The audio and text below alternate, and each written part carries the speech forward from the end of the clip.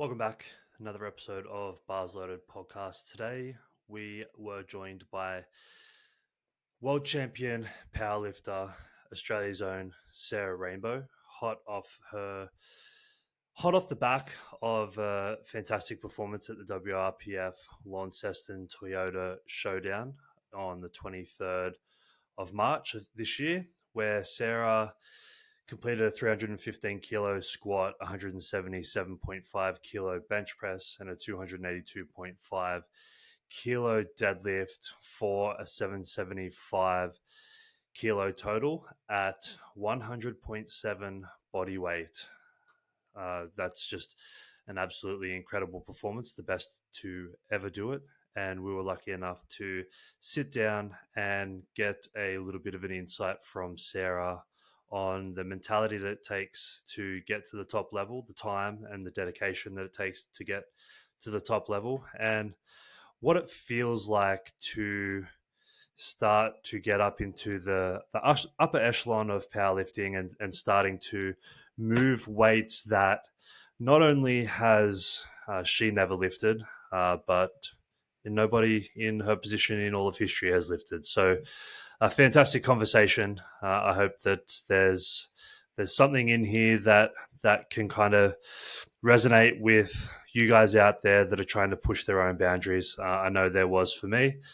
And so without further ado, let's get stuck into it. And welcome back to Bars Loaded Podcast with Ben and Nick. Just doing shit that I haven't done for a while, which sucks, but it's all right. So obviously, you're coming off the... Sorry, go on. I've got like B-stance dumbbell RDLs, and I tell you what, like, they're fucking me up. The weights that you're using at the moment feel like really humbling compared to obviously the comp spec stuff that you can do? Yeah, and especially when it's like, I don't know, I'm doing like dumbbell RDLs with like a 30 kilo dumbbell and my hamstrings are sore for like 10 days. Nice. So obviously you're coming off the tail end of a pretty fucking unbelievable performance. Yeah. How have you found the adjustment sort of going from that into like your off season, and do you have anything else kind of lined up in the near future, or is it sort of like going to be a hefty off season? Yeah, like it's obviously like a big shock going from like comp prep specific to doing like off season. But Gus has been very nice, thank you. So like my compounds are only like 2 sets of 4, 2 sets of 5 kind of thing for the moment. So he's been nice. Yeah. That's awfully generous of him. I know. But probably like not looking to compete again until like the end of the year. So got a fair bit of an off season. Yeah, nice. Yeah. That'll be a bit of fun. Yeah, it'll be nice. How do you feel walking around the gym doing the B-stance RDLs with 30 kilo dumbbells? And obviously like it's super humbling and it's really tough. And it's almost like you feel like you need to walk around with a sign being like, no guys, trust me, I can deadlift really heavy. Yeah, literally. I'm like, did I actually just do that the other weekend? Because this sucks. But that's good. I'll say, like, just on that note, guys, in terms of, if you haven't worked out who our guest is today, we are joined by the number one female powerlifter in the world, Australia's very own Sarah Rainbow. So welcome. Thank you. How did it feel to pull that final deadlift and lock in the number one total? It was like a surreal moment. Like it was like that comp was just like the perfect day. Like everything kind of like lined up. And then I was just kind of thinking like, if I get this, then I don't have to do another one. But yeah, it's pretty crazy that you went like 7 from 7. Not even going all 9 attempts. Yeah. Well, that was the game plan. That was like Gus's game plan going into it. It was like to conserve as much energy as we could between attempts. So it obviously worked. So maybe that's the game plan, just go 7 from 7. Very nicely, I might add. Fuck 9 for 9. 7-7 is where it's at. Yeah, maybe that's the key.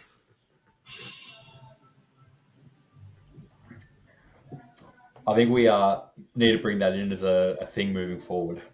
Yeah. Less Yeah. lifts. I actually saw a thing. Yeah, I actually saw a thing last week or a week before. Someone put up a reel about ways that they could make powerlifting more interesting. And one of the suggestions that they said was take 6 lifts instead of 9. So 2 attempts of each instead of 3. Just drop the openers. Yeah. Yeah, that'd be rough, but I mean, That'd be a bit of fun. yeah, it would be fun. Yeah. Yeah. Maybe we could start Maybe something. get one to get on the board and then just fucking yeet it. Well, that's basically what I did, to be honest. Like the other weekend, like it was yeah, Gus was like, just go for gold on your seconds. I was like, okay. I love that. So obviously, right, I'm just obviously having a look at the stats and stuff on open powerlifting and sort of comparing it. Obviously, the Tassie comp that you had versus Pro Rule the week before.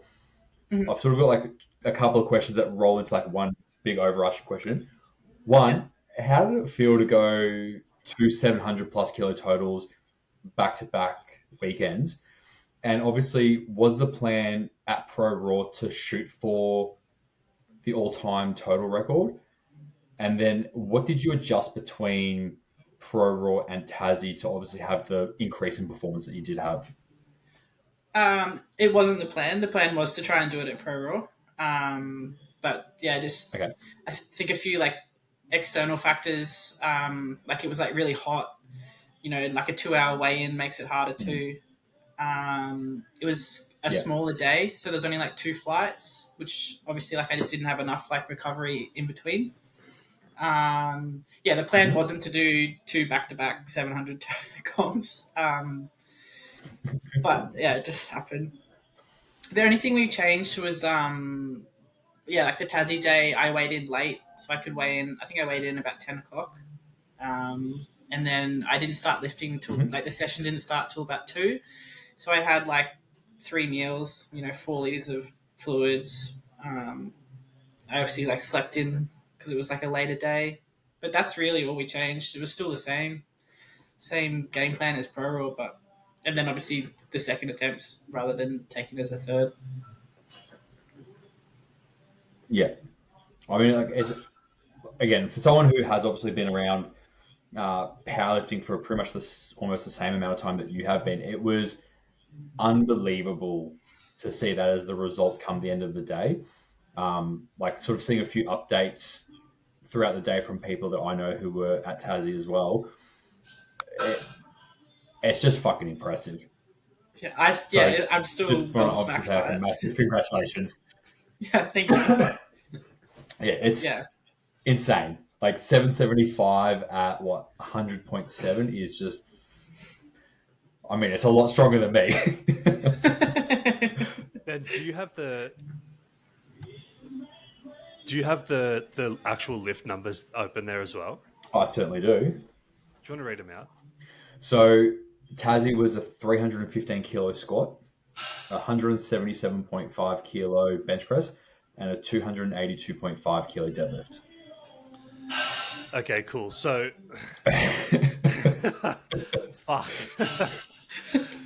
So, all right, hear me out. So, coming from a 140 kilo male untested lifter who at one point, and that point being late last year, considered himself semi-decently strong, I'm really interested to kind of get the origin story of a 107 kilo female lifter who now officially squats and benches 100.7. 100.7 female lifter who now officially squats and deadlifts, squats and benches significantly more than me. Okay, how did this start? How did you start training? What brought you to the gym? Did you always want to be world champion, or was there something different? Not powerlifting specifically. Like I've always I've always just loved lifting weights. I always wanted to be a bodybuilder, back in the day. But then, I don't know, being in a stage and bikini and makeup's not really my jam. So there was a powerlifting coach at the gym. Mine either. Yeah, there's a powerlifting coach at the gym that I was like training at, and she's like, "You should do this novice comp," and I'm like, "Sure." I had no idea like what powerlifting was. I think that comp, my bench and my squat was the same. And then that was like 10 years ago now. Now it's just continued on. Yeah. That's so insane. Do you remember what the squat and bench were? I think I squatted 95 and I benched like 92. I think it was. So you've always been quite good at bench. Yeah, because I was a typical gym bro that didn't train legs, and I just did, unknowingly I did like GVT because I trained bench 3 times a week. Amazing. So going from that to where you did your first novice comp, and were you hooked straight away, or was there still like back and forth towards more so the bodybuilding style training, or were you just like, nah, this is me, I'm all in? Nah, from that novice comp I was like straight in. I think I was like IPF back then, so I did like PA for 2 or 3 years, I think. I think I went to like PA nationals like that following year. And then that was it. Just kept going. Yeah, that was the Junior Master Bench and Line Championships, I think it is. And I think that had you on a 402 kilo total.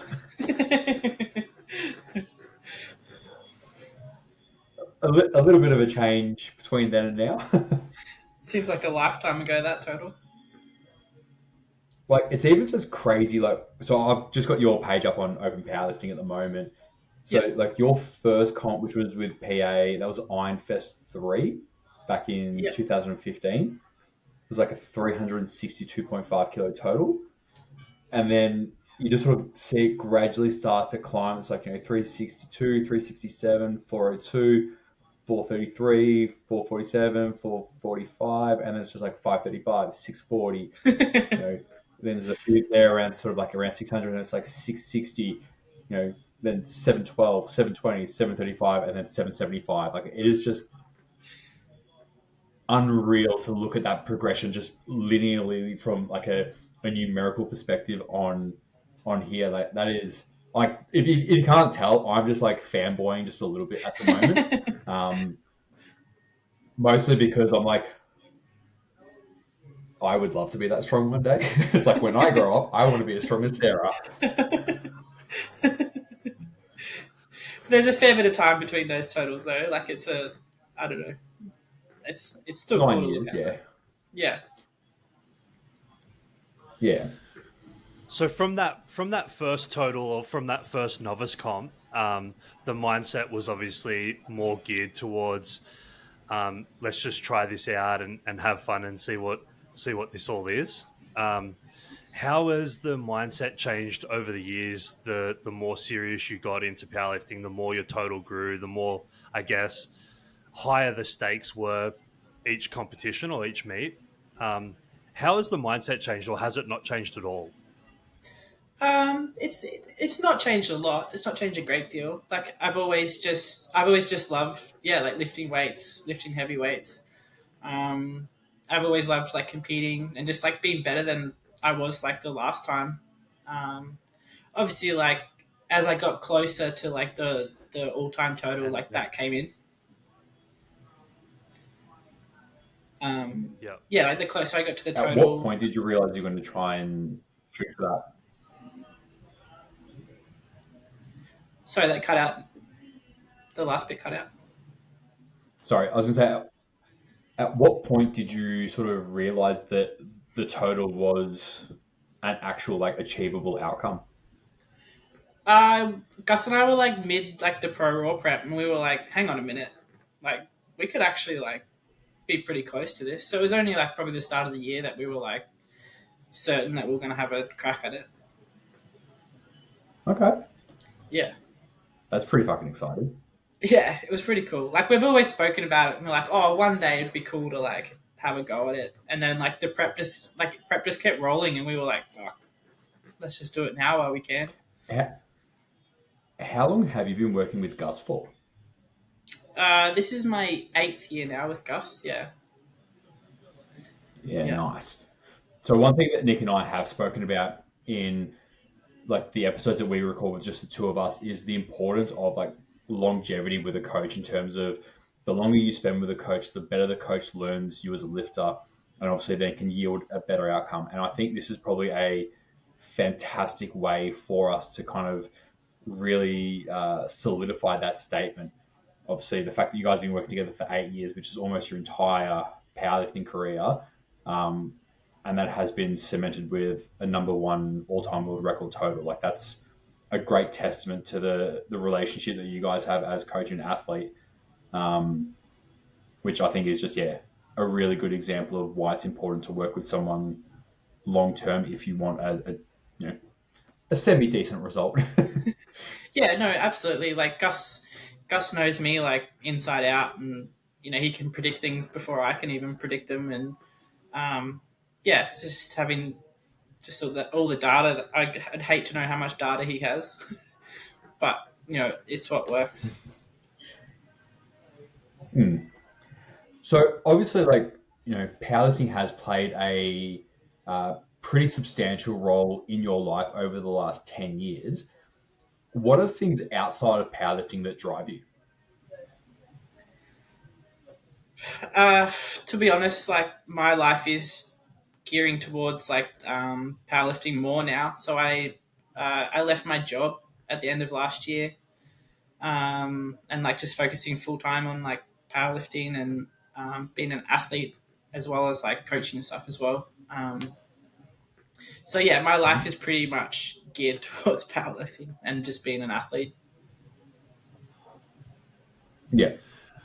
That's super cool to hear because both Ben and I have kind of roots in other sports as well and backgrounds in other sports, and we both kind of do S&C for other sports as well. And one thing that we often speak about privately is the fact that there's not a lot of full-time powerlifters, and I feel like the more that we can push that and the more that we can promote that and make that more of a thing and give the ability to more athletes to focus on powerlifting full time without any external factors, the greater the level is going to keep increasing. Have you found that since you've been able to give more time to training, recovery, food, sleep, all of those things that are required to be a high level lifter? How has that helped elevate your game? Oh, absolutely. Because the job that I worked, it was an early morning, so I'd be up at 4. So obviously that impacted my recovery and my sleep a lot. We used to have to, I would get sick all the time because obviously my recovery was impacted. So we had to manage that for so long. But then obviously leaving the job, I still woke up reasonably early, but not 4 o'clock early. So my recovery and sleep Out is of curiosity, what was the previous job that you were at? I was a chef. So I was a chef for 12 years. Nice. The hours weren't too bad. It was just early mornings, but we'd finish, I'd finish early. So it wasn't horrendous, but it was still just impacted my sleep. So then obviously not working has helped with that for sure. Absolutely. Quit your job, become world champion. That's all I'm hearing. Well, it paid off, right? Yeah. Sorry, guys. No programs this week.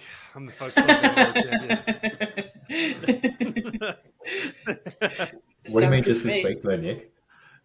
Yeah. No, that's it. I'm a full-time athlete now. That's all I got to do.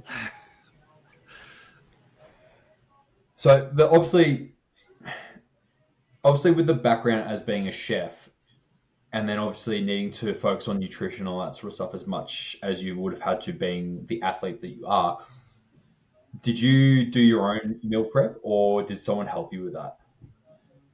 No, I always did my meal prep.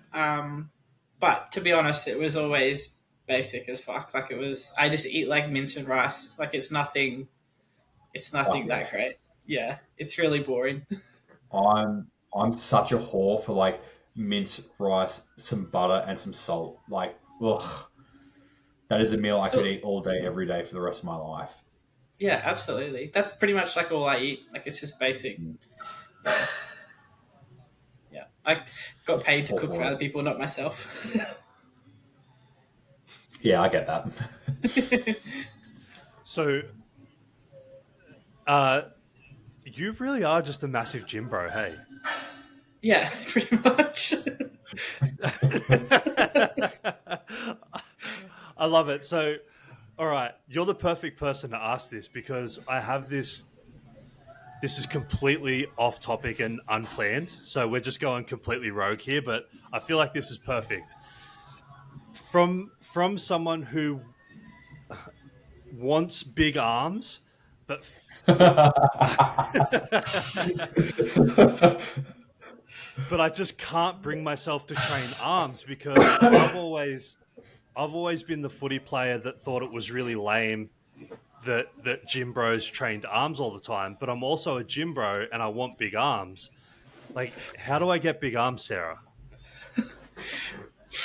That's a loaded question. Um, I mean, benching honestly is probably one of the ones that if you don't want to train arms specifically, like that always I feel carries over to bicep and tricep. Um, yeah, any pressing. I feel like any pressing would carry over. Well, okay, I'm seeing a common issue here. I don't train arms and I'm shit at benching. So, Or like heavy dumbbell press. Surely you could do some of those instead of bench. Nah, he's shit at those two. Who doesn't like training So arms? no, it's weird. He's like we talk like especially in the last couple of probably the last week or two. The video. Yeah. No, the gym bros are usually all right. They're all right. It's people in public that have a problem with it. Oh, the one thing I'm gonna enjoy doing this one. I'm just looking on the PTC Facebook page. Oh, I yeah. want to see how hard your videos get trolled You'll be surprised. because I know obviously, well, like some of the videos that came out um, on the PTC page. Oh my god, some people got absolutely roasted. People just, yeah, I don't know. People have too much time on their hands to sit there and scroll through Facebook and post nasty comments, I think. But it's also just people who obviously don't know a bloody single thing about powerlifting, and they're like, "Oh my god, they arching their bench like they're gonna break their backs." Yeah. It's just bonkers. I usually just get But little men I'm just comment. gonna see if I can find. Yeah. I usually You just get get little little men men commenting on yours. commenting like, "Oh, that's a man." I'm like, "No, I just am bigger than you."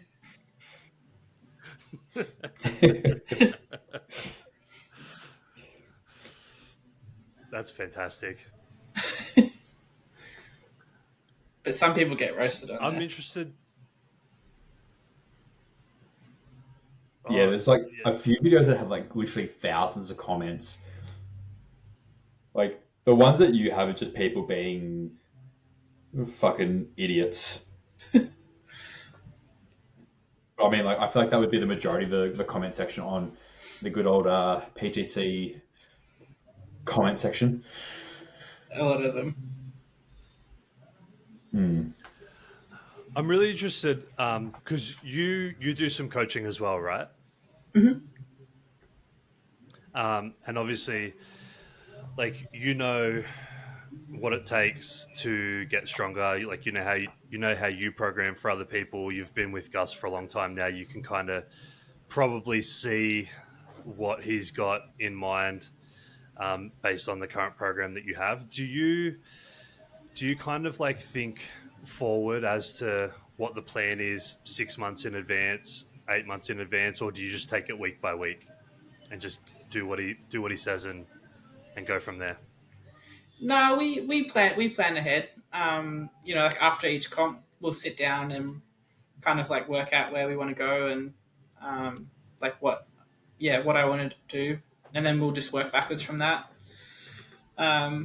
This time we like haven't really set like a date in stone of like what I want to do, so he's just making me have an off season for a while, so which is good.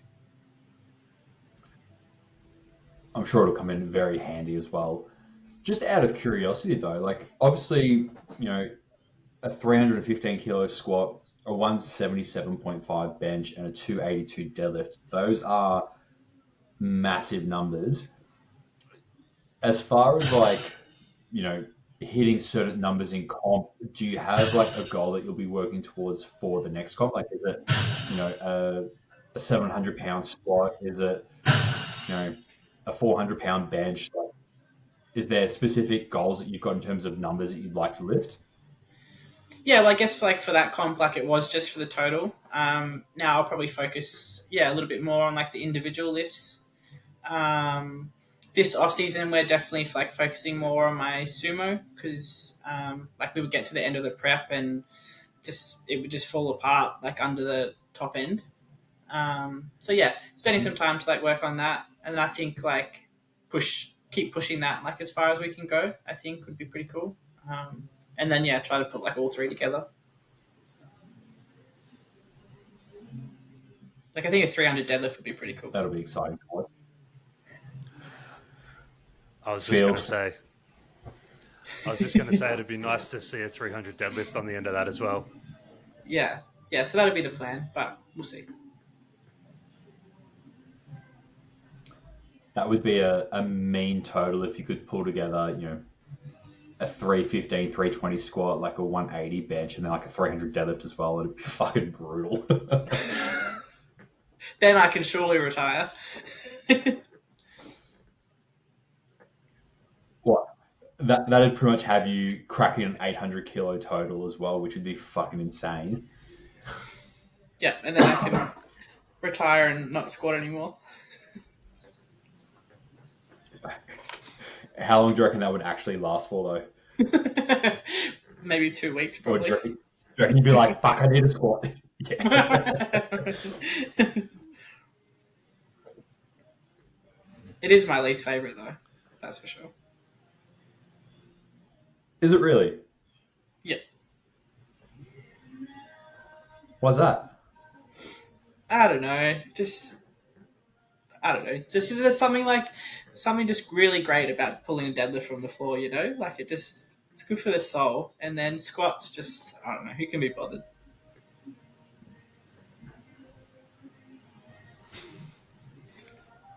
So like it's soul crushing to hear someone that squats more than me say that.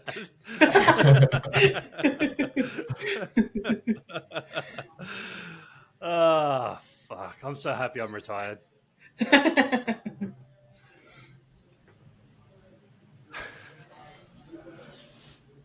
How tight does Gus wrap your knees? He'll get like, so we do like the triple cross, and then he'll get like 6 or 7 revolutions up mostly. So pretty tight. Nice. And what reps do you squat in? I'm sponsored by Titan, so I wear the THP. I've got like the wrist wraps and knee wraps for THP. Yeah, I like, besides being sponsored by them, like I'd still buy their stuff. Like I really like their wraps. Yeah. If I decide to dip my toe back in the old competition pool again, I might have to try them out. Yeah. I reckon they're good. I recommend them. I personally love the golds. Yeah. They've been my favorite wrap, and Crystal, my client, actually just started using the same wraps as you, and she raves about them. She loves them. Yeah, Yeah, they're a little bit. They're not like as thick and heavy as like the Lily Bridges are for say. Like they're quite like a thinner. You can get more revolutions out of them, I think, and that's what I like. I like the compression of a lot of revolutions. No Yeah. wonder you.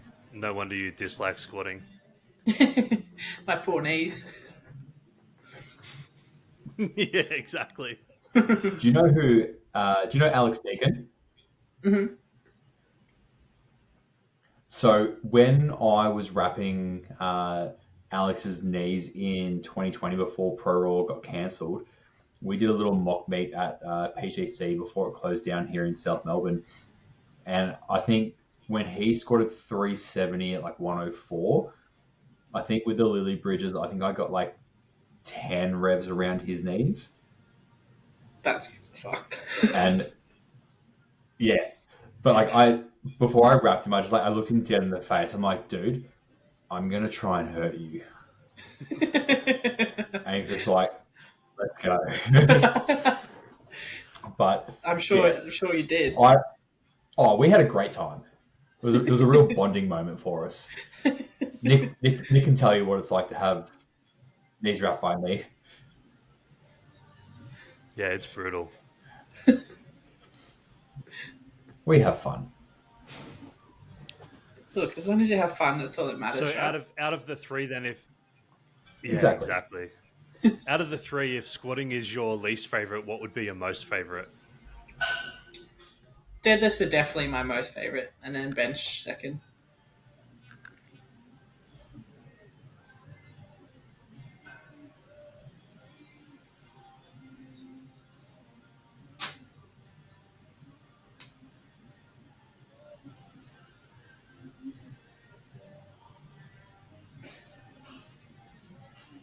Did that question come through?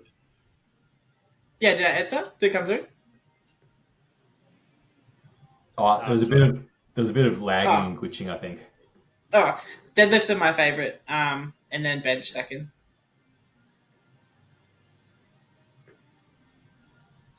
What's your best training deadlift? This prep I pulled 285. So like what I got in comp was like pretty close. So yeah, I was pretty happy with that. Yeah. Mm. Have you ever done like a yeet max out with like a trap bar, or like gone a deadlift bar with full bumpers? No, I haven't. Maybe I should. Gus, off-season request, por favor. Or load up like a $silver deadlift or something. That'd be fuck yeah. Yeah, Pull 350. that'd be good. So, I'm really interested. I'm really interested to kind of hear your thoughts on, like this prep you mentioned. Kind of midway through the prep or earlier this year, you guys kind of were like, "Fuck, we're kind of in a position where we might be able to give this a red hot crack." From that moment on, obviously you were pushing the envelope pretty hard in prep with the training and the lifts that you were doing. How mentally, like, how do you walk into a session knowing that not only is this, squat, for example, ridiculously heavy and potentially something that you've never done before, but also something that very few females on the planet have actually even done? Like, what does that take mentally to not only walk into the gym knowing that, but then sit there, get your knees strapped, what's going through your head, and then to get under the bar and like unrack it with that on your back? Like, what does that feel like, and how do you talk yourself into doing that? Yeah, Gus and I actually like sat and spoke about this like before we went down to Pro Raw, and it was like this prep was the actual like first time I've been scared of a number. Like when it's like 270, 260, 270, like, oh, that's, it's okay. I've done it before. I've done it a few times. But then it's like, I hit 295 in training, and I just remember that day, I was like, I was sick. Like, I just felt nauseous all morning. Because, yeah, like, I was scared. But, like, you still treat it like every day, like an everyday session. I have, like, my routines and all that sort of stuff. So, yeah, you just go through those and try not to make yourself too sick. So how does that 292 stack up, like, mentally, the process that you went through, and the self-talk that you had going on, and the head miles that you were doing prior to that squat, like as you were getting wrapped in training, and then as you're kind of walking up to the bar? Obviously, I could imagine you were probably quite nervous. Like, what were you saying to yourself? What were the thoughts? And then how does that compare to, say, the 315 squat in competition? Like, does that comp environment, is that different for you? And if so, how? No, I still treat, like, comp days the same. Like, it's still just like I go through my motions, like it's a rhythm. Like, I've done it for 10 years. I've always stuck to, like, the same. You know, put my left wrist strap on before my right one, and just carry on. But I honestly just try not to think. Like, I tell myself, like, don't think. And again, like, I've squatted for 10 years, so it's all the same sort of pattern. I try not to, like, overthink it. Obviously, like, because unless, like, Gus would say something to me or, like, pull me up on it, then I would, like, think about that. But I just typically try not to. I just try to, like, blank it out and not think at all. Yeah. Nice. So, like, sort of similar to obviously the stuff with, like, the process of, like, your left wrist strap goes on first and then the right one. Is there a part of your process that you feel is quite unique to yourself, or do you feel like it's kind of the same sort of general things that we see at most powerlifting comps? I think I maybe do it more so than probably other people. Everyone has, like, their different things. Some people like to get hyped. Some people, like to get backslapped or whatever. But yeah, I like to just take myself away and just do my little thing, my little walkthroughs that I do. But yeah, I guess everyone's different.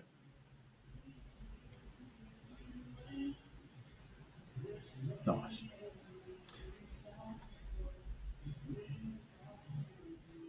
So, if we obviously, like, we've spoken about your time obviously in powerlifting, and Gus playing a pretty important role to helping to facilitate a bunch of your progress. Is there anyone else in your life that sort of holds like a special place in terms of supporting you through this process? Yeah, there's, like, like, my family, like, my little sister, she comes to every comp. It's like comp day tradition that she makes me, like, a batch of brownies, and that's just how it's always been. I don't think she's missed a comp. She always flies and she's always there. And then, like, all the, like, my people that I train with at the gym too. Like, there's a few that we all train together. Like, we all prep together. We all, like, compete together. So, like, there's definitely, like, yeah. I'm pretty fortunate with, like, the people I have. They all support me, so pretty lucky. It's definitely very handy to have a good network around you. Yeah, for sure. And I guess, like, sort of like continuing on from that a little bit, if you could have dinner with any person in the world, whether they're currently alive or whether they're moved on, who would it be and why? I would honestly love to have dinner with, like, Bev Francis. Like, I think she's always been, like, someone that I've looked up to, like, bodybuilding and powerlifting wise. And I just think she's a super cool. I've met her once, and she's super lovely. So I think it'd be cool to, like, pick her brain about everything. I think would be pretty cool. If you could ask her one question, what do you think it would be? I don't know. I don't know off the top of my head. Can I open a gym? That's what I would ask. Yeah. Or ask if she would want to Can we bench have with your me or gym in something. Australia, please? Yeah, that'd be that'd be pretty cool. So we also have this segment where we ask every guest that we have on gets to ask the following guest a question. And you don't get to know who the previous guest was, and you don't get to know who the next guest is. So the previous guest asked you a question, and then after that, you'll get the opportunity to ask the next guest a question. So the question that the previous guest asked you is, if in 10 years' time you're still on the path that you're on now, will you look back and be proud of what you've done? Oh, that's a deep question. It is. It's very deep. Yeah, well, I guess like looking back on the 10 years that I've just done, like I'm proud of where I am and proud of like what we've achieved. So if I'm still on that path in 10 years, yeah, I'd be pretty proud, I think. Well, I mean, the last 10 years, you've added over 400 kilos to your total. So if you add another 400 to your 775, you'll be doing all right. Surely that'll be the end then. That's how maths work, isn't it? That's the best bro math I've ever heard. Fuck yeah. Yeah. Yeah, I love it. So, but not only, okay, so I'm going to expand upon that a little bit, because obviously the last 10 years has been fantastic in terms of growing your total, and of recent years, especially where it's, you know, even your last comp where you're obviously now the strongest alive ever in history. But I guess more so than just the numbers, from my perspective, I would just like to say thank you for being such a fantastic advocate for the sport outside of just the numbers. I think that probably means a little bit more to me than the actual numbers themselves, even though they're obviously very impressive. Anyone can be strong. That doesn't mean you're not a fuckwit, but thanks for not being a fuckwit as well. I try not to be. It's probably the most Nick compliment I've ever heard in my life. Yeah. No, thank you. I appreciate it. Like, I try, yeah, like I said, I try not to be a fuckwit, because there's plenty of fuckwits out there. Yeah, I agree. Mm-hmm. Cool. So on that note, what question would you like to ask our next guest? Jeez. Does it have to be as deep as the last one? For context as well. No, I was going to say they can be deep questions like the one that you got. An example of a less deep question, depending on how you want to look at it context-wise, a question that has been asked is, do you wear a squat plug? And if so, what color is it? So some questions are deep, some are not so deep. All right. You literally have free reign over the question. I'm going to go, do you wear a pair of Lucky Undies? Because people are always gobsmacked that I have a pair of Lucky Undies. Are they surprised by that? Yeah. Yeah, I wear the same. Right. I obviously washed them, but I've worn them for most comps. For most comps, so they've lasted quite a while. Yeah, I think I've had them for like 6 years or so. I think I've had them for a while. Yeah. Fuck yeah. Funny enough, I did the same thing when I played footy. I wore the same pair of undies for like, a big chunk of my career. It was a probably close to 10 years as well. Yeah, see, you've got to have it. Lucky. Exactly. I didn't become world champion though, so mine weren't as powerful as yours. Maybe I could sell them now. I reckon you could. I reckon there's probably a market for that. And I don't actually reckon it's got anything to do with the powerlifting community either.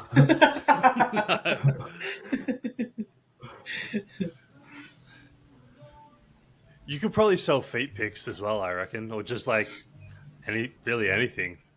I mean, I Instagram's a probably weird could. place. It definitely is a weird place. Yep. There would certainly be like a market for like selling photos of you flexing. Maybe I need to get into it. I say do it. Hey, $10 is $10, right? Exactly. Ain't that the fucking truth?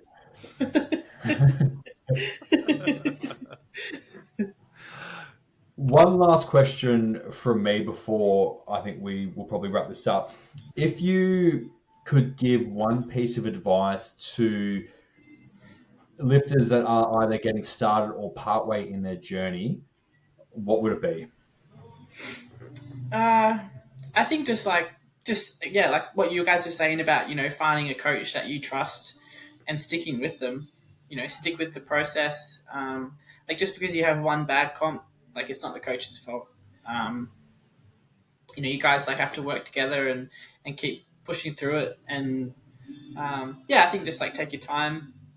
And get a coach that you trust. Yeah, I think that's a beautiful message because we're in the world or the era of social media at the moment where, even if your reels are longer than, I think it's 6 seconds, people stop viewing them because the attention span of a flea. And, we can look at